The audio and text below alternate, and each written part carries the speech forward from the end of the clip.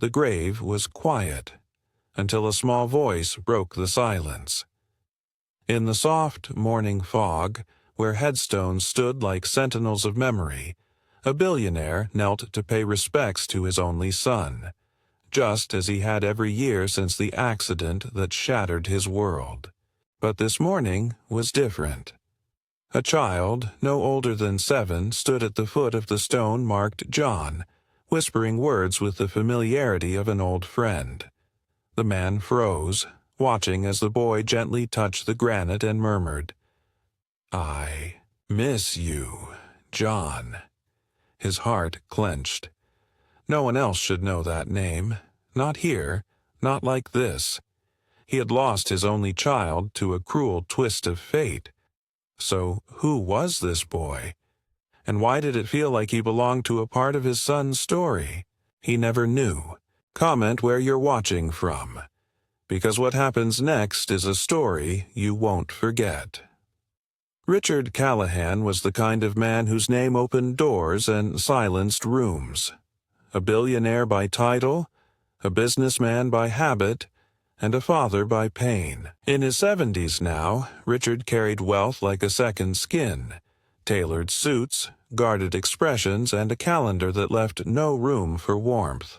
But each year, without fail, he made one quiet detour, a walk through a fog-laced cemetery to stand before a grave etched with the name John, his only child, his greatest regret. The accident had taken John too soon, snatched away in the prime of youth, leaving behind a silence so profound it seeped into Richard's bones. He didn't speak during these visits. He didn't cry, but he came, always alone, his guilt wrapped in ritual. He stood among the dead, but it was the silence of his own heart that haunted him. The cemetery was peaceful, blanketed in soft mourning, mist, where time seemed to slow and memory pressed gently against the living. Rows of weathered stones leaned with age, and the dew clung to grass like held-back tears. Today, something was different. As Richard knelt to brush the leaves from John's headstone, he noticed a small drawing tucked carefully at its base, a child's sketch of a rocket, bold lines and imagination bursting from the page. It wasn't something he had placed there, and for a man who had spent his life controlling every detail, this quiet mystery stirred something he hadn't felt in years: uncertainty and the faintest pull of curiosity. The next morning, Richard returned to the cemetery, expecting the usual silence, the same quiet ache that greeted him each year. But as he approached his son's grave, he stopped short. There, standing barefoot in the dewy grass, was a young black boy, maybe 7 or 8, his hands folded gently in front of him. He wore clothes a size too big, faded at the seams, and clutched a worn paperback about space, its corners curled like it had been read 100 times. The boy didn't notice Richard at first. He was speaking softly to the headstone. "I told you I'd visit again, John," he whispered, as if continuing a conversation already in progress. Richard's breath caught. For a moment he said nothing, just stared, unsure if the scene in front of him was real or some strange twist of memory. Finally, he cleared his throat. "How do you know my son?" he asked, his voice low but steady, laced with confusion more than anger. The boy turned, blinking up at him without fear. "He reads to me at night. In my dreams," he said simply, as if it were the most natural thing in the world. Richard's brow furrowed. He wanted to dismiss it as a child's fantasy, but something about the boy's tone, calm and certain, unsettled him. The boy held out his book. "He says I'll go to space one day, like he wanted to." Richard looked down. It was the same book he had given John when he was 10 years old, beyond the sky, a child's guide to the stars. He hadn't seen a copy in years. His fingers tightened slightly at his side. "What's your name?" he asked. "Noah," the boy said. "John told me about you. He said you used to make pancakes that looked like planets. I think that's funny." Richard's chest tightened. That wasn't public knowledge. That was a memory.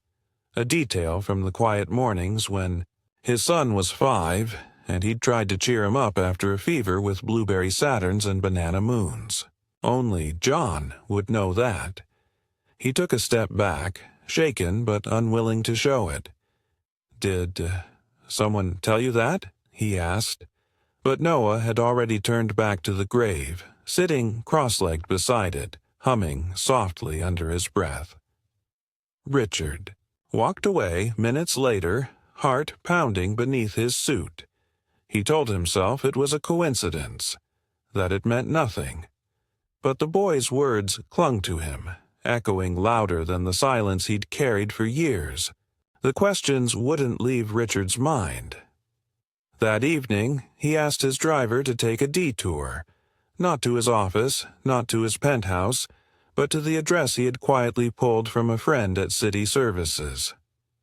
Noah, the boy from the cemetery, lived in a forgotten part of town where sidewalks cracked like broken promises and windows stayed shut even on warm days.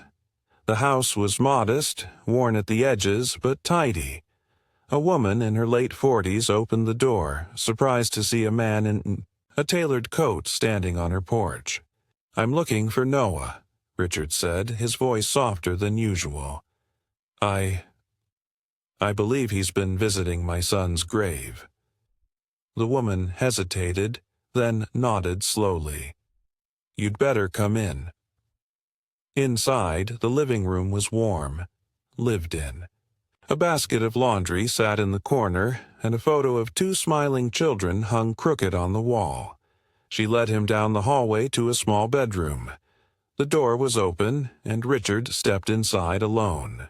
It was small, barely large enough for the twin bed and a plastic desk, but the walls, oh, the walls, were filled with stars, posters of galaxies, hand-drawn rockets, and scribbled quotes about astronauts covered nearly every surface.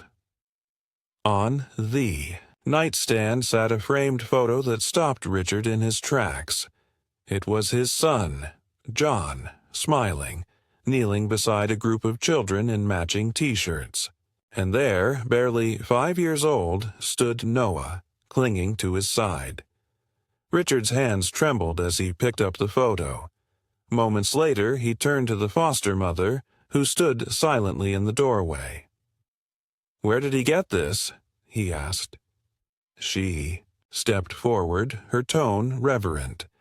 "Your son volunteered at a science charity in the city.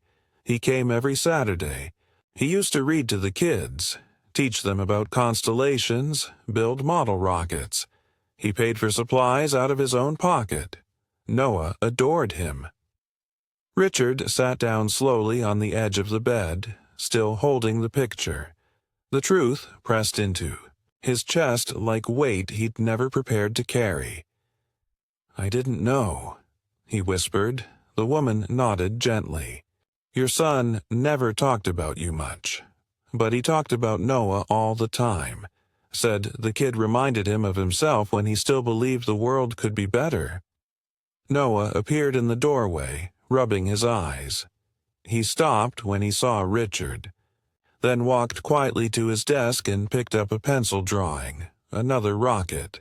"He was the only dad I ever had," he said softly, not looking up. Then he was just gone. Richard's throat closed. For a man who had mastered boardrooms and built empires, this moment undid him entirely.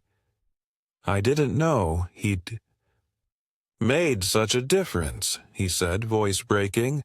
"I didn't even know he volunteered." Noah finally turned, eyes wide and steady.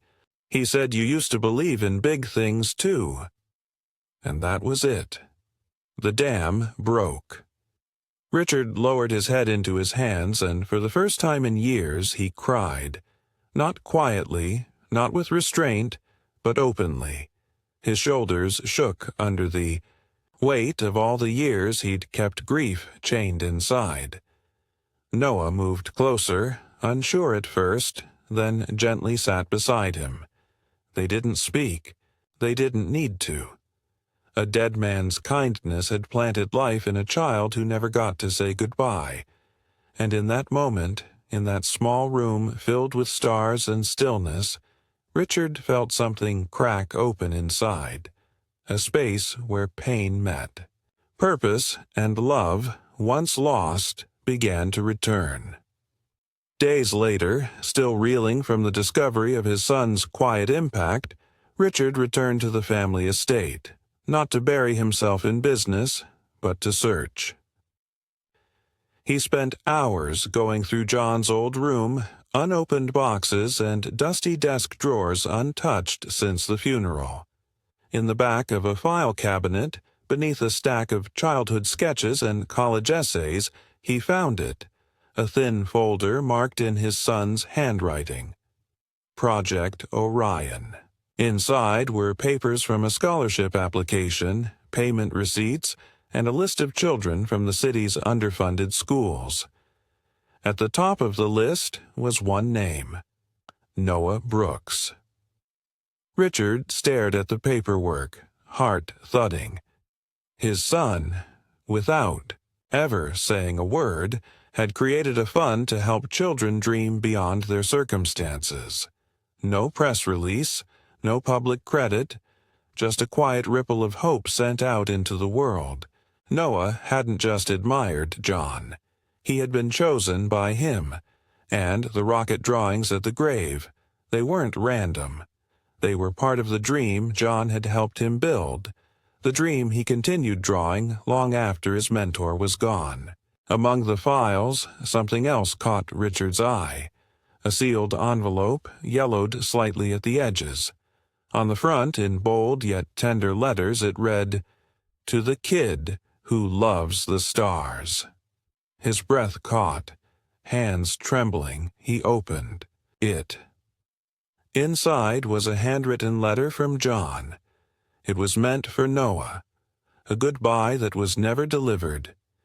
In it, John wrote about how proud he was of Noah's curiosity, how he believed Noah would grow up to change the world, and how sometimes the people who dream the biggest dreams come from the quietest places. Richard didn't wait. The next morning, he returned to the cemetery with Noah at his side. The fog had lifted, but the morning still felt sacred.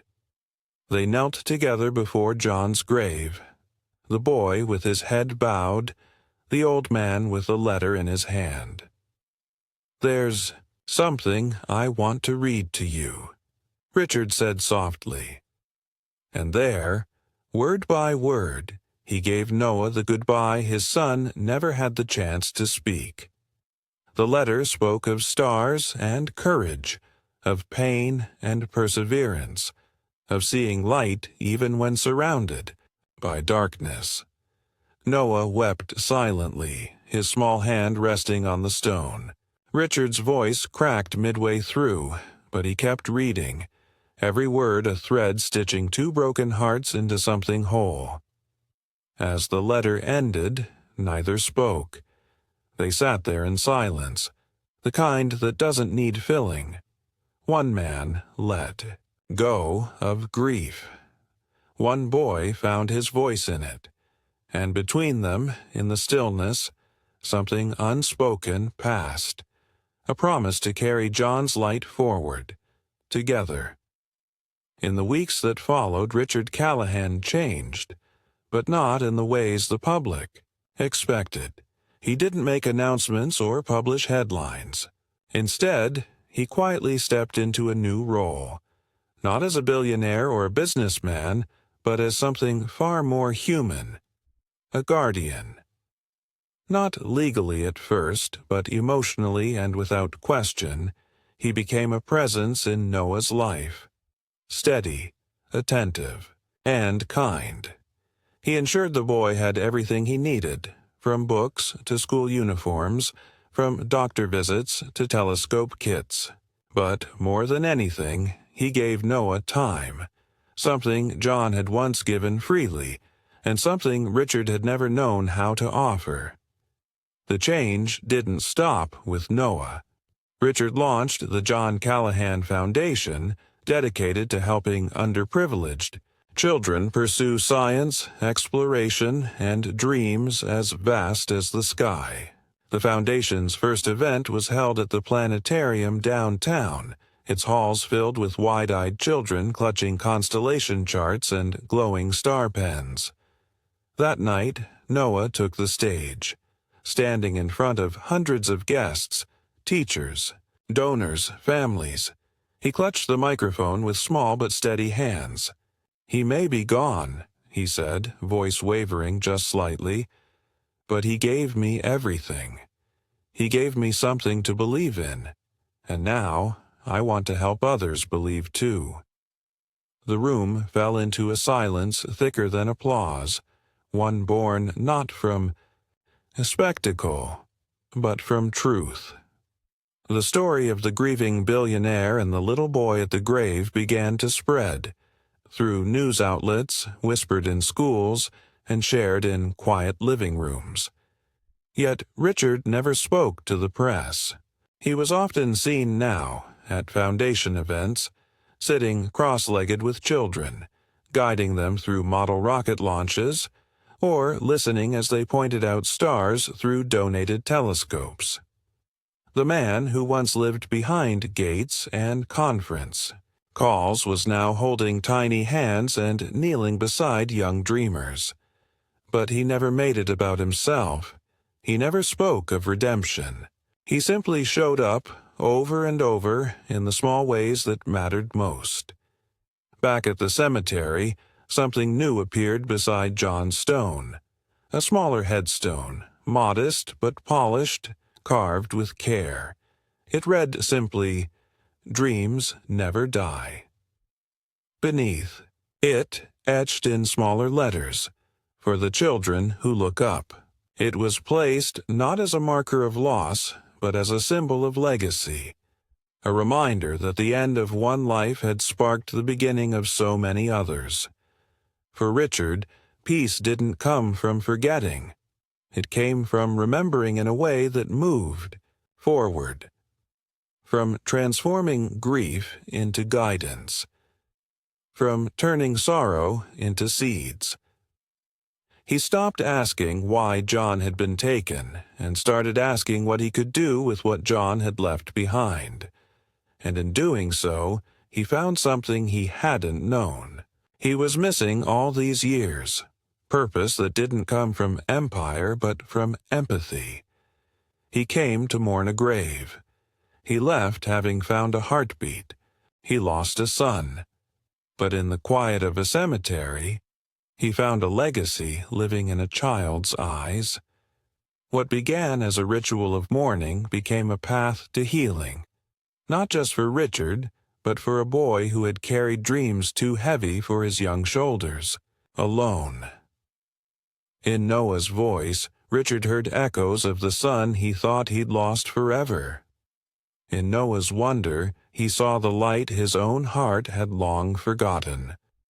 Sometimes the people we lose still speak to others in ways we can't hear. Through kindness left behind, through lessons passed down, through silent gestures that find their way into the lives of strangers. What if grief isn't the end, but a doorway to something deeper? If this story moved you, share it. Someone out there needs to be reminded that love, even when lost, always leaves light.